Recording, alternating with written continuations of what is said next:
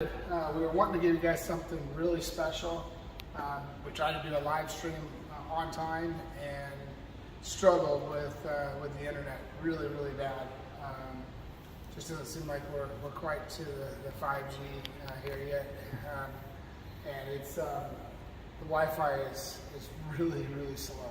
But we're here. We got a couple vehicles here as well. These are different vehicles than what you guys have seen before. The reason these are here obviously is we have to be able to test components. We have to proof it all out. We've been doing a lot of the stuff where it shows up and we bolt it on there. This is a fully manufactured vehicle. Welds are all robot welded.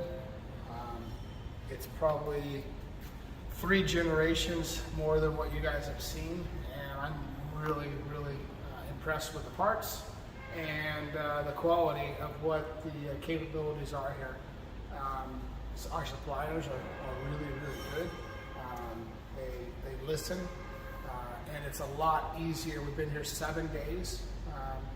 We've been 7 days here in Asia now, and it's allowed us to actually touch the parts and explain it. There's still a lot that happens with translation.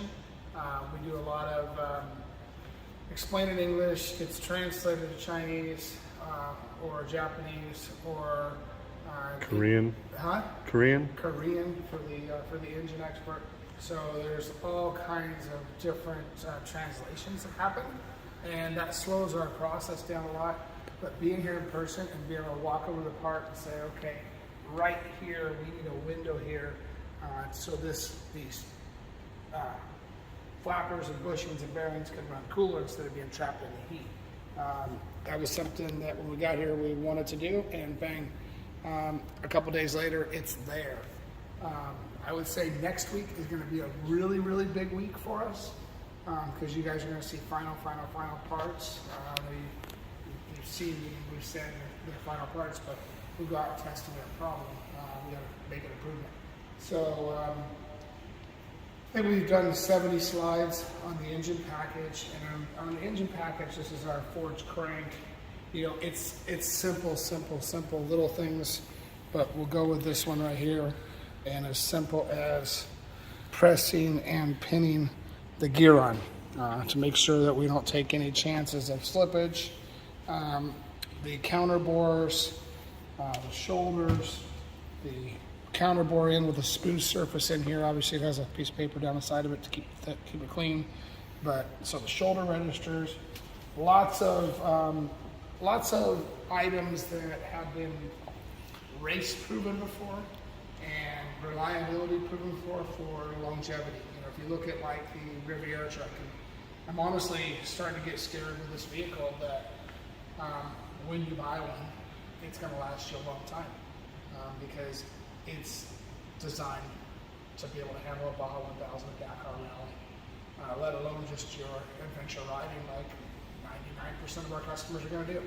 So I know you racers are going to say, well, you know, we're the majority. It's such a small percent. The racing percentage is probably less than 1% of our total vehicle sales, and it's the average consumer that goes out and rides and drives and has fun, enjoys the time with their family in the outdoors.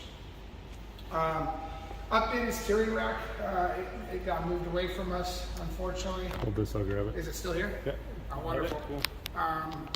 Daniel's gonna go grab that. We'll bring that up here on the bench. We'll go through steering rack. We'll flick through some slides.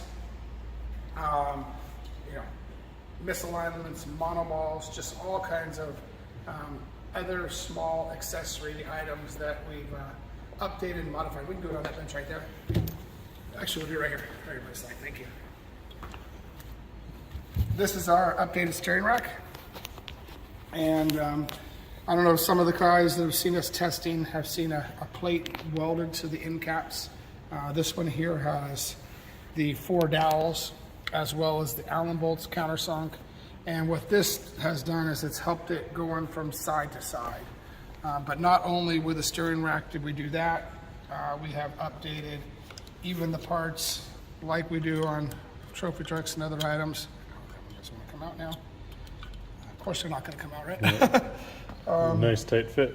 Very nice tight fit, and stainless pressed into aluminum, which gives us nice top hats inside there. Showing the bottom. The bottom is over here. Another one, this one probably will come out. Nope. Nope, pressed into. Yeah. Okay. These are a top hat with a threaded insert, and by being a top hat inserted, we can run the bolt in and gives us plenty of clearance as we head past the skid plate. So this makes sure that if we do smash on our skid plate, we don't have any sharp edges, and it'll still steer left and right. And there are lockers for the bolt. Yep, and then on the other side, as Daniel said, to make sure that this thing stays in place when we go to put the nut in or bolt, have these nice little lockers that lock in there, and that keeps it from coming loose. This is an item that you see on my current trophy truck on a lot of items, but this is better than Loctite because that kind of keeps it from being able to spin as well. So all the small details that we've learned throughout 45 years of motorsports and 35 years of motorsports, and working at top level teams from IndyCar, NASCAR, trophy truck, Dakar, pretty much everything in motorsports has all been put into this vehicle. So we'll get over here and show some transmission parts that have been assembled, or front differential parts that have been taken apart, checked, modified, preloads changed, noise, sound, temperatures on a front differential dyno that has been made, a lot of different pieces to reduce noise, but these are straight cut gears. These are 4-pinion planetaries. They're very, very, very nice parts. Has a pinion support bearing there. Has the stainless inserts in all the differential parts. As you look here, you can see the stainless insert right here. All the details that we would do on our trophy truck have been installed into this production UTV. Hold this again, I'll grab the rear. Yeah, let me pop the hood off over here, and let's drop in.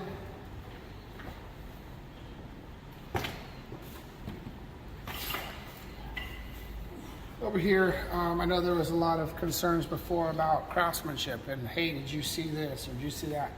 So I want to kind of show this updated. This is a very, very hard junction here for a robot to get in and do that, but check out our welds. Pretty much all of them, look around the chassis, all of them are very well detailed. Still got a little bit of splatter. I'd like to see some of that go away, but real happy with what we're seeing here as far as production, manufacturing, steering support, got the shoulder bent over, hard lines, or hard fittings, longer one here, shorter one here so we can get wrenches on it, real nice clamps holding down all of the hoses all the way through the whole chassis. Wiring harness looking pretty good up in here for a production harness. Going to get tidied up a little bit more in some of these areas over here when the wires are exactly perfectly fit to plug. Suspension hubs.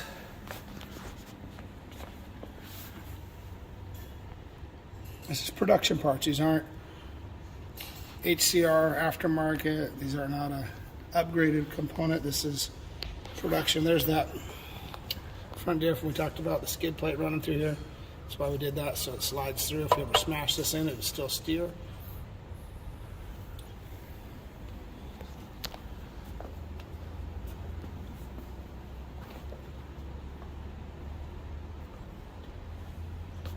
All right, let's bang through some slides real quick. Want to get rear diff?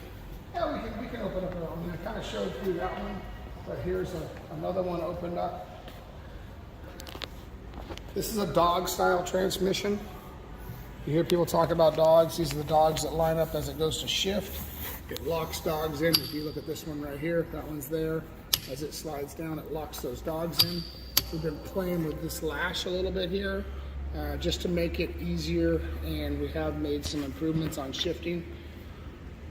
Gears are really big. If you look at those gears, they're big, big, big gears all the way through.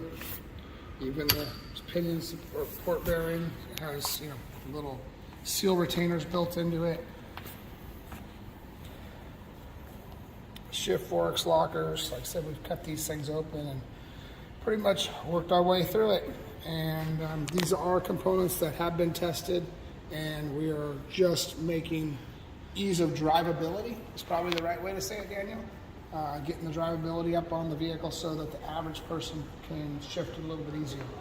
We're still going to recommend that you put it in gear and drive it in that gear from a standstill, and you can do that. And obviously, if you want to take the chances with your dogs and shift it on the fly, you would be able to do that as well.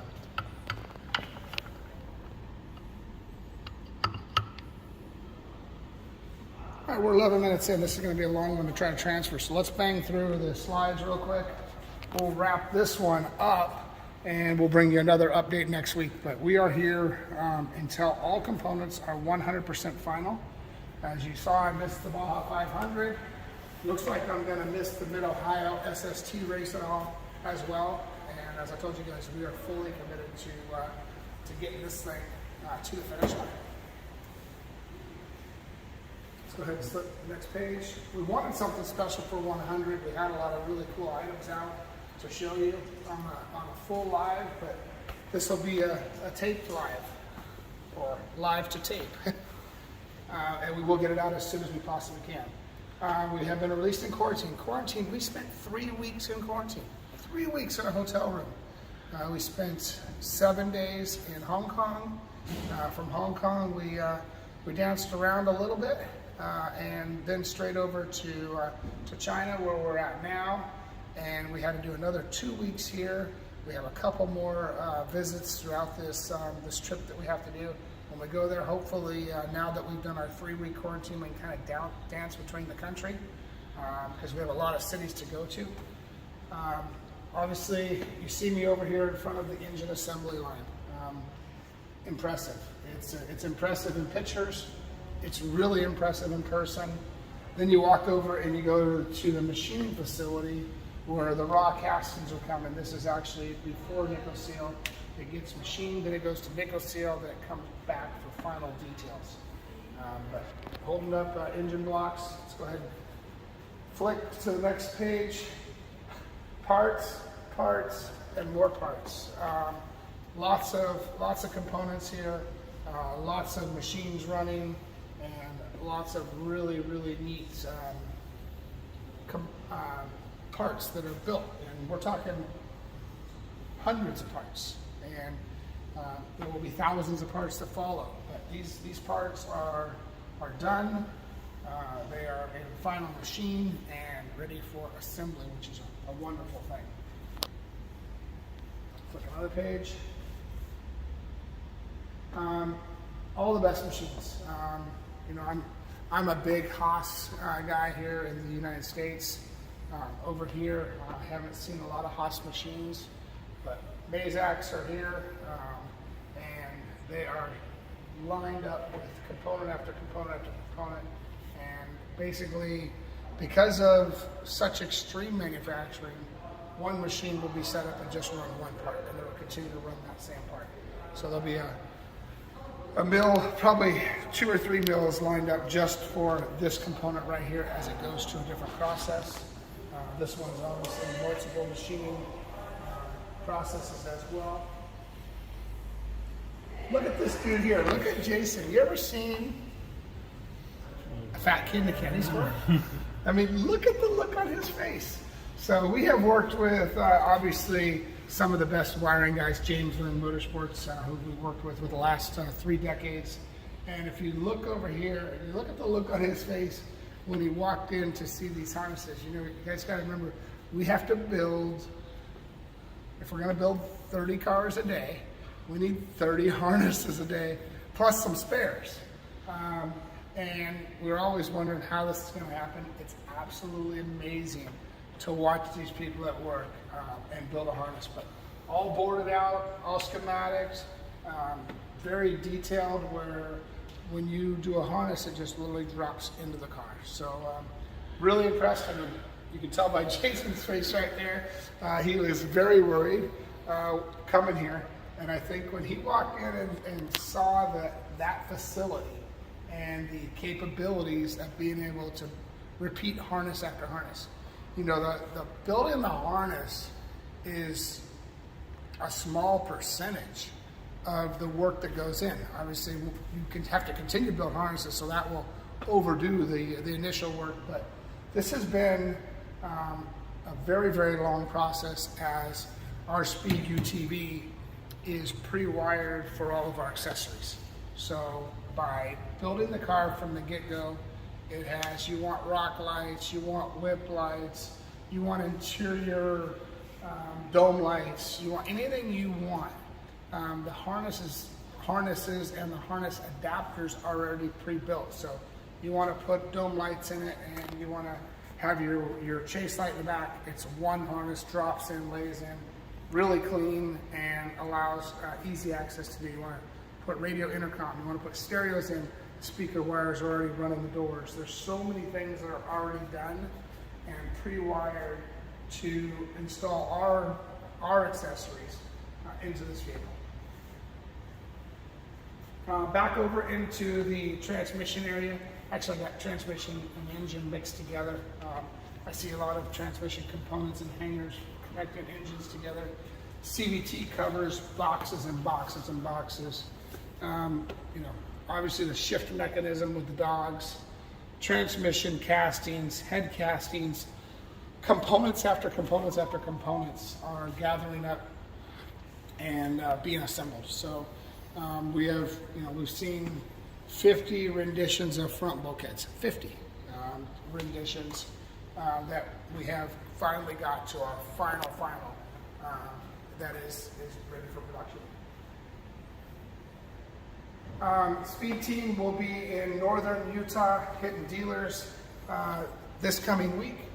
Edge, Young, and Carl Malone. I think we spelled Young wrong. But we are, maybe, is that right? Is it wrong? I don't know. I thought that's what you said. I think we Young, Y-O-U-N-G. But Young Power Sports, Southern Utah, we will be there, and we will be rocking and rolling. It's going to be a good week. The work hours here, if I look tired, it is. These are 18-hour days. It is because the factory and suppliers run in shifts.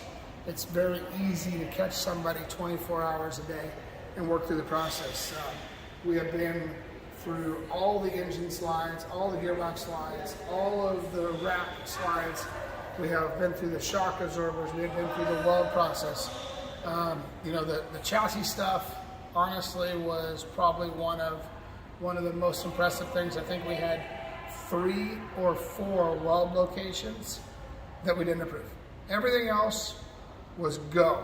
And CNC notch tubes, the way they were fit, everything was good. You were going to say something? They have 60 welding robot stations for our chassis. Yeah, 60, as Daniel said, 60 stations.